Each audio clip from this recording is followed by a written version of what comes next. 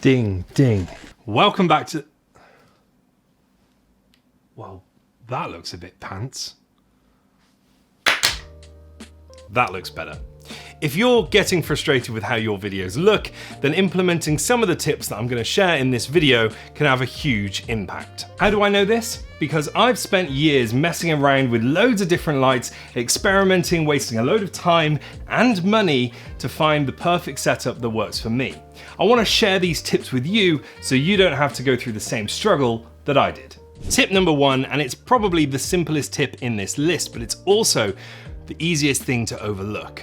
Make sure your camera settings are correct. And by this, I mean the white balance. Make sure the white balance on your camera matches your key light. I'm going to demonstrate this by going back to the original setup when I walked through the door whistling.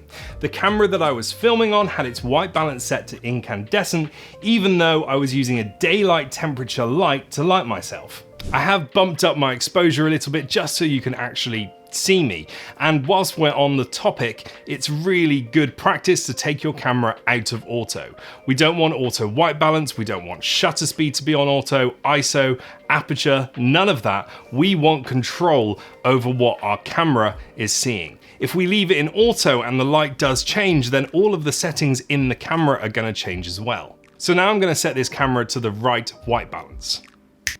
And as you can see, that's already made a huge difference. The only light that is lighting me at the minute is a really cheap strip light from B&Q. It's rated at a daylight temperature. And that brings me really nicely onto my next tip. Buy yourself a cob light. I spent ages being a bit cheap and buying lots of different LED panels thinking that they would do the job just fine and I could save myself a few quid. But honestly, I wish I'd just bought a decent light in the first place. It makes such a big difference. So now what I want to do is turn off the cheap LED strip and turn on my cob light.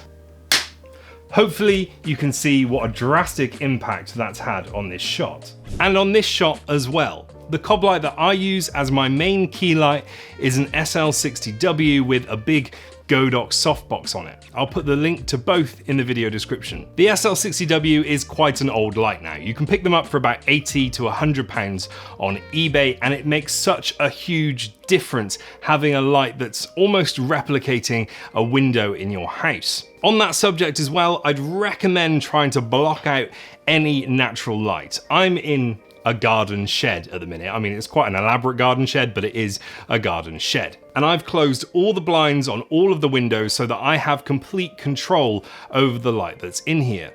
Natural light can be a great way to light a video, but in my experience, when you're using natural light, it tends to change all the time. You have a cloud come over the sun, then it goes back away, then it comes back again, and it means your exposure is constantly changing. You want to try and block out as much light as you can, but replicate that light in a controlled manner with a cob light and a nice big softbox. The bigger the softbox, the more diffused your light is going to be, and the better it's going to look. Obviously, only buy a softbox that fits the space. You don't want to buy a meter wide softbox if you're filming in a cupboard.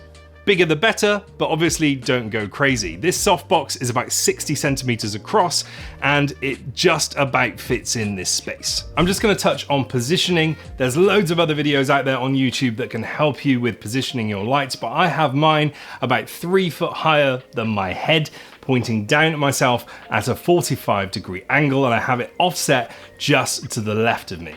This helps me get a super popular look where I'm lit very evenly on the left-hand side of my face, your right, and I've got shadow on the right-hand side of my face, your left. Now I think you could get away with this setup just fine. One big softbox off to one side of you, but what I like to do is add a hair or rim light. Alexa, turn on rim light.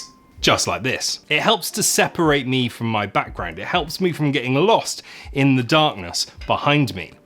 So this is with, without, with, without, with. And hopefully you can appreciate the massive difference that it has. It just helps me stand out that little bit more.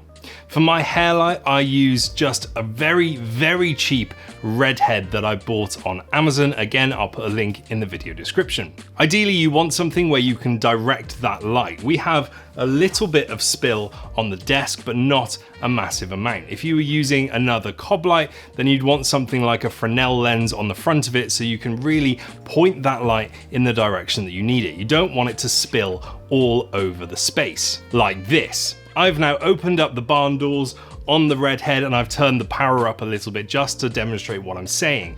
When I've got that focus light, it really just pops me out of the background, which is what I'm after. If you open up those barn doors and spread that light all over the space, then you're going to lose that popping effect. Now let's move on to our practical lights. Now practical lights are just lights that are placed around our scene that add to the overall look of what we're filming, but they don't affect our talent. Me. Practical lights are just there to make our scene look better. So I have a Philips Hue light bar down the end of the desk which shines light up this desk. That's why I wasn't worried about the spill I was getting from my rim light. And the light bulbs above the frames are just cheap Alexa controlled lights. So I can change them to be whatever color I want. So if I wanted, I could have this look or this look, but I prefer this. Practical lights are all about just having a bit of fun with your scene. Place lights in different places and see what kind of effects you can create.